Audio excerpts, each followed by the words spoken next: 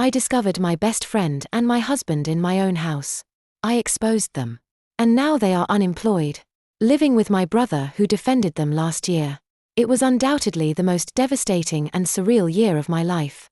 I never thought that my 7-year marriage with Ilae, the man who was once my everything, could end in such a humiliating way. But here I am, still recovering from everything that happened. It all started one Wednesday afternoon. I had planned a surprise visit home. I had been in New York for a design conference, my profession, for the past 4 days. My return flight was scheduled for Friday. But the event ended earlier than expected, and I decided to return to Savannah to surprise Ake. Of course, I didn't let her know. I wanted to see her face light up with joy at seeing me sooner than expected. I parked in front of the house and noticed something that instantly disconcerted me. My best friend Grace's car was parked in the driveway. Grace and I had been inseparable since college. We had gone through heartbreaks and even moving together. She was practically part of the family. And Ake had always been very kind to her. But something bothered me when I saw her car there. Grace never showed up unannounced. And it was strange that she was in my house when I wasn't there. My mind began to search for logical explanations. Maybe Ake needed help with something. Or Grace had left something important after our last dinner together. I tried to get the ideas that were beginning to form out of my head. But I felt a strange knot in my stomach. I opened the front door as calmly as possible, trying not to make noise. From the entrance, I could hear laughter. Broken laughter. That kind of conspiratorial laughter that I hadn't heard in months in my relationship. My curiosity led me to move forward through the hallway. My steps stopped when I reached the kitchen doorway. And there they were, my husband, Ake, sitting on our kitchen counter with Grace between his legs, caressing her hair while she laughed as if they were starring in a romantic comedy. The world crumbled in that instant. It was surreal. As if my mind refused to process the betrayal that was in front of my eyes. They realized my presence when my bag, which I was carrying on my arm, fell to the floor with a thud. They both turned to me with expressions that I will never forget. And Ake turned pale instantly, while Grace tried to cover herself as if that could erase what she had just witnessed. "What the hell is this?" I managed to say, my voice trembling but full of fury. Neither of them said a word. And Ake opened his mouth but closed it immediately. Grace could barely look at me. My heart was about to explode. But somehow I stood firm. I took out my phone and pointed it directly at them. I began recording without hesitation. And Ake tried to move. But I gave him a look that petrified him. I hope you enjoy this little video because it will be very useful when I tell everything to the people who need to know. I said with the coldest voice I could muster. Grace broke the silence. "Lucy. Please. This is not what it seems." "Oh no. Then what exactly am I seeing?" "Grace." My tone dripped with sarcasm and rage. "A kitchen rehearsal with benefits. Am I wrong?" Illinois Ake finally intervened. "Lucy. Let me explain." "You don't need to explain anything." Illinois Ake. "What I need is for you to get out of my house right now." My hand trembled as I pointed towards the door. The way Ake and Grace looked at each other after my words was almost comical. If it wasn't because I was on the verge of losing my mind. Ake tried to speak, but simply could not find the right words. Grace, on the other hand, began to murmur something that sounded like a mixture of apologies and excuses. I had no time or patience for their explanations. "You know what? It doesn't matter what you say. Both of you can get out of my house right now," I told them with a firmness that I didn't know I had. My voice was trembling slightly, but my hands were steady holding the phone with the recording as if it were my shield. It was my proof. My truth. Grace took her purse off the floor and quickly headed towards the door without looking at me. And Ake, however, remained there, motionless, as if he was still trying to process what was happening. "Ake. I won't repeat it. Get out." This time my voice was lower but charged with an anger so pure that it finally made him move. "I'll go get my things later," he stammered, avoiding my gaze. I didn't answer. I simply followed him with my eyes as he grabbed his car keys and left after Grace. When the sound of the door closing echoed in the house, I realized that I had been holding my breath. I left the phone on the table and sat in one of the chairs, feeling as if my soul had been torn apart. I didn't cry immediately. I stayed there, motionless, trying to process how my entire life had changed in a matter of minutes. But I wasn't going to sink. Not this time. The following days were a whirlwind of emotions. On one hand, I felt destroyed. On the other hand, every time I watched the video on my phone, I felt a strange calm. This wasn't just an emotional betrayal, this was something I couldn't ignore, let alone forgive. If Illinois Ake and Grace had thought I could get over it, they were very wrong. My first call was to my brother Jack. He had always been my greatest support. Even though our relationship was sometimes complicated, I told him everything. From how I found Illinois Ake with Grace to how I had kicked them out of the house. His reaction was exactly what I expected, pure fury. I can't believe Ake did this. And Grace. I thought she was like a sister to you, he exclaimed. But what mattered most to me in that conversation was Jack's advice. Don't let them get away with this so easily. Lucy. If they did this to you, they deserve to face the consequences. I took his advice seriously. That same afternoon, I drafted a message for Owen, Grace's husband. I didn't know him as well as I knew Grace, but we had spent enough time together at gatherings and dinners for his number to be in my phone book. I included a fragment of the video in the message, along with a brief explanation. Hi Owen. I'm so sorry to send you this, but I think you have a right to know the truth. I got home unexpectedly a few days ago and found Grace and Ake like this in my kitchen. I don't know what else to tell you, but I thought you should know. It wasn't long before Owen called me, his voice trembling with disbelief and anger. Is this real? Is this recent? He asked, almost begging me to say it was a misunderstanding. But it wasn't. I explained everything from beginning to end, and he just breathed deeply on the other end of the line. Thank you for telling me, Lucy. I don't know what I'm going to do, but I needed to know. He hung up. And although I didn't feel better, at least I knew I had done the right thing. Meanwhile, Illinois Ake started calling me non-stop. My messages and incoming calls were full of desperate attempts to contact me. Lucy, please, let's talk. I didn't want this to happen, said one of the messages. Another said, it was a mistake. A stupid mistake. Please don't throw everything away. But I didn't respond. My silence was my only way to maintain control amidst so much chaos. That's when my next problem appeared. Grace, instead of disappearing as I had expected, decided to show up at my work. It was a Thursday morning, and I was in the office checking emails when I saw her come in, visibly agitated. My co-workers looked at me with curiosity, but she ignored everyone and walked straight towards me. Lucy, please let's talk. I need to explain, she begged, almost crying. I got up and took her to a meeting room to avoid a scandal. I closed the door and crossed my arms. What do you have to tell me? Grace. That you're sorry? That it was an accident? Will that make me feel better? She started talking quickly, explaining that it had been a mistake, that she didn't know how it had happened, that she was in a bad place with Owen, and that Illinois Ake was just there. I didn't want to hurt you, Lucy. But it was a moment of weakness. I looked at her fixedly for a few seconds. Grace, you didn't just betray me. You chose to do this in my house, in my kitchen, where we shared dinners, where I considered you part of my family. What kind of person does something like that? She had no answer. I got up, pointed at the door, and told her, don't look for me again. We're finished. After the confrontation with Grace at my office, things started to intensify in ways I didn't expect. Not only did I feel emotionally exhausted, but I also began to face the ramifications of what had happened. And Ake and Grace, it seemed, didn't know when to stop. A few days after the incident at my work, I received a call from my brother Jack. Lucy, you have to prepare yourself for what I'm going to tell you, he began immediately. I knew it wasn't going to be anything good. What happened now? I asked, my patience on the verge of collapse. Ake is at my house. He arrived last night saying he has nowhere else to stay. He's trying to convince me that all of this is a misunderstanding and that you should forgive him, Jack said, clearly uncomfortable.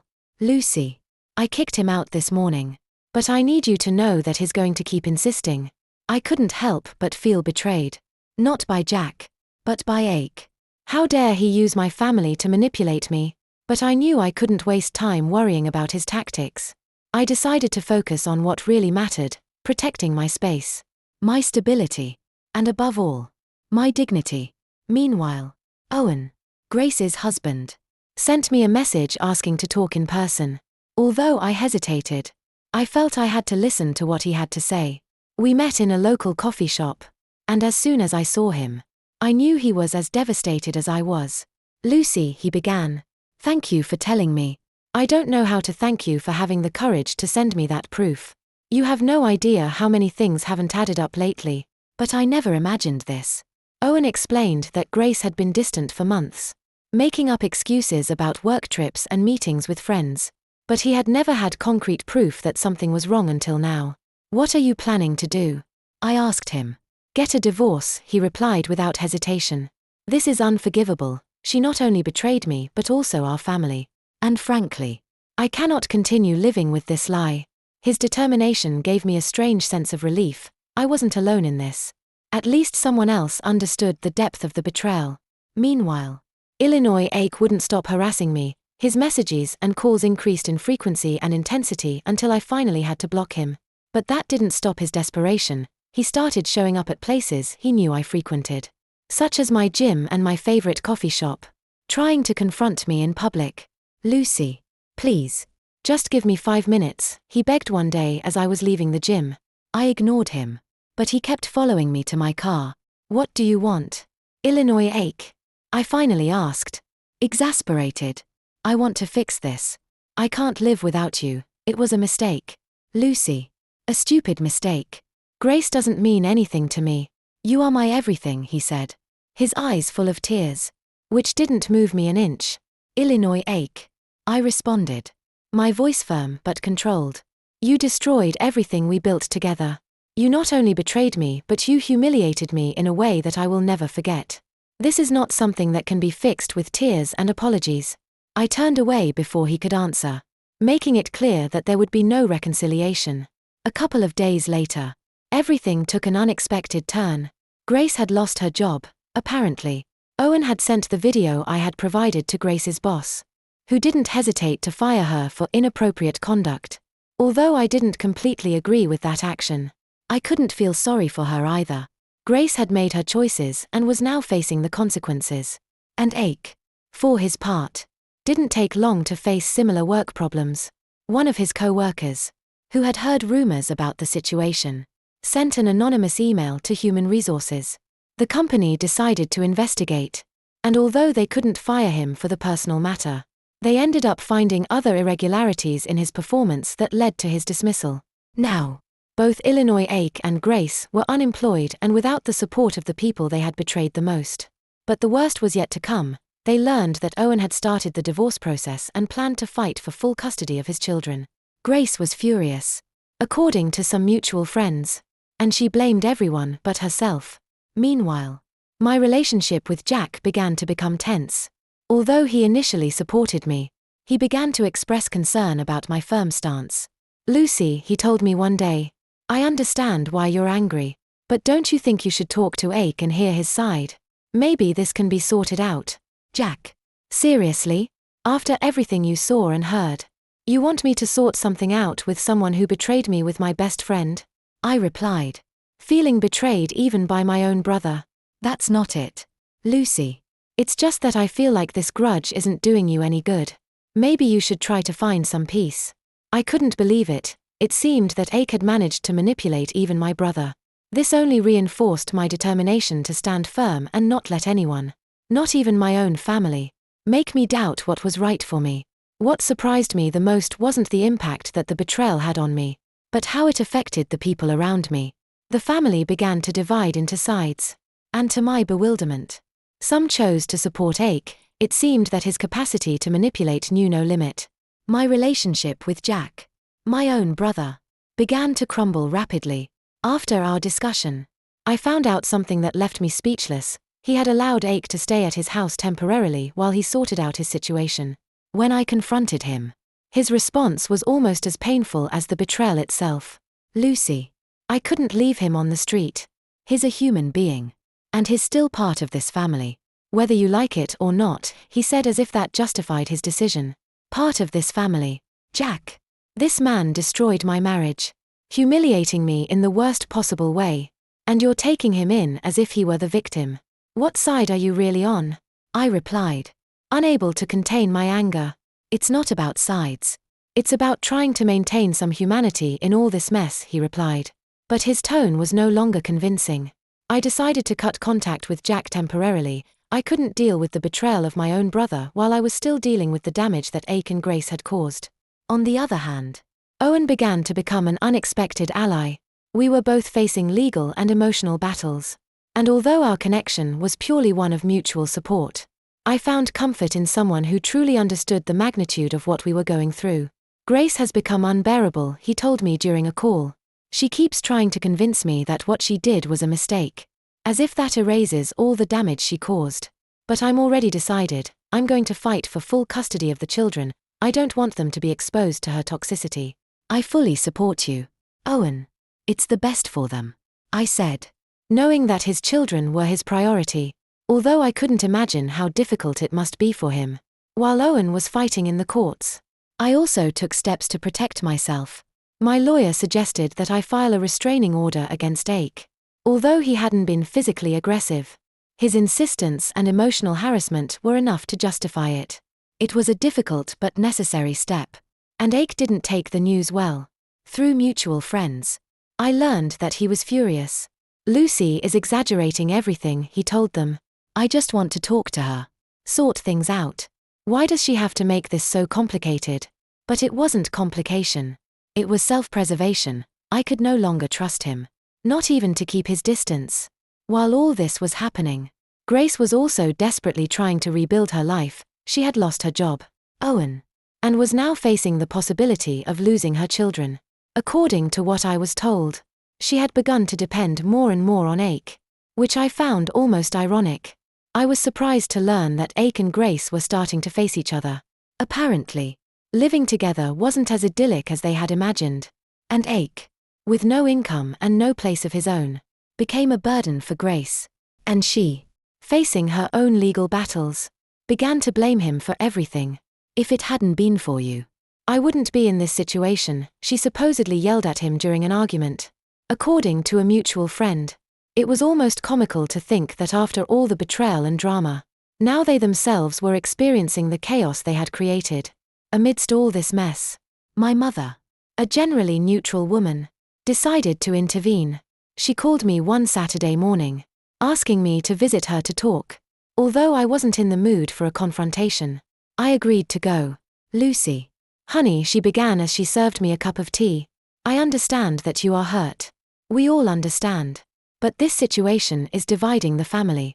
Don't you think you should try to talk to Jack and sort this out? Sort out what? Mom. He made a clear decision by supporting Ake. What do you expect me to do? Forgive someone who betrayed me in the worst way? I responded, trying to remain calm. I'm not asking you to forgive Ake. But since he is your brother, and this is affecting everyone, maybe you should just talk to him and make him understand your point of view, she insisted. Talking won't change what he did. He chose his side.